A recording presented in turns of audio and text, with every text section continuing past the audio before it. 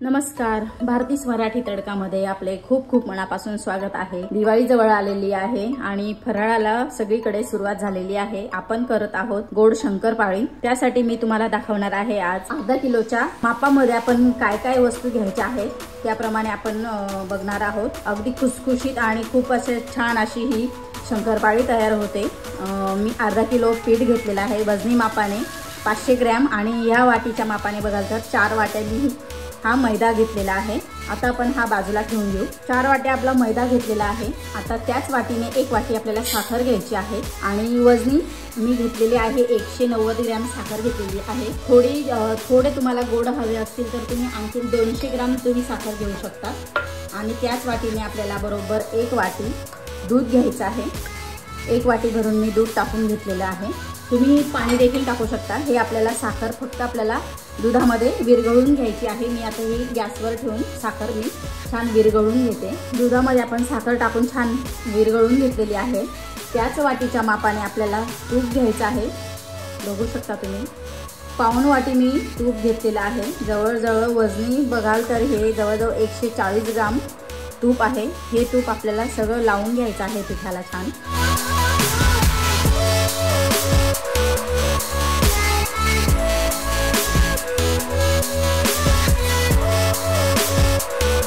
बघू शकता तुम्ही छान असं आपलं हे तूप लावून झालेलं आहे। बघा दूध आपल्याला थोडं थोडं टाकून छान असं मळून घ्यायचं आहे। गोळा तयार करून घ्यायचा आहे।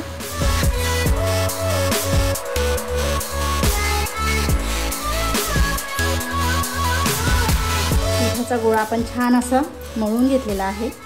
जास्त दाबून मळलेलं नाही मी पीठ। सगळं एकसाथ असं एकत्र करते आणि आता आपल्याला हे पीठ छान असं अर्धा ते 1 तासभर आपल्याला छान असं झाकून ठेवायचं आहे। जवळजवळ मी 1 तासभर मी हे झाकून ठेवते। मग नंतर आपण शंकरपाळी करायला घेऊया। जवळजवळ 1 तास झालेला आहे पीठ मळून।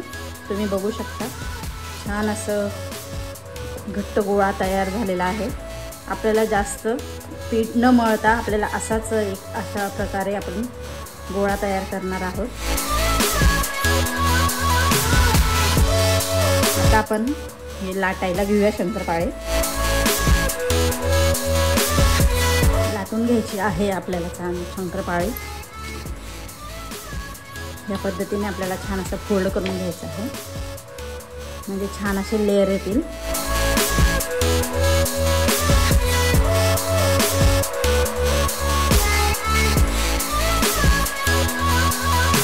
जास्त बारीक आपल्याला लाटून घ्यायची नाहीये। हे आपल्याला काढून घ्यायचं आहे कडा।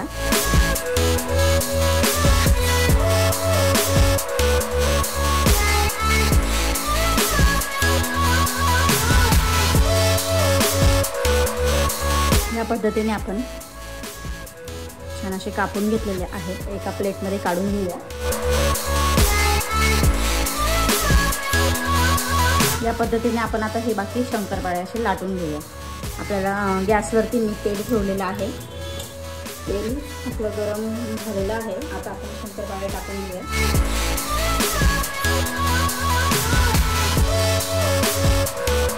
गॅस बारीक करते मंद गॅसवरती आपल्याला शंकरपाळे तळून घ्यायचे आहेत।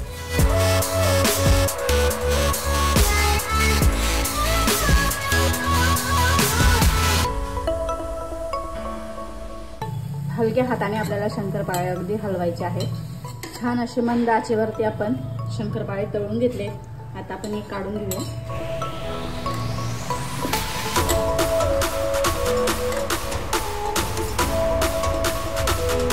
या पद्धतीने मी सर्व शंकरपाळे आता तळून घेते।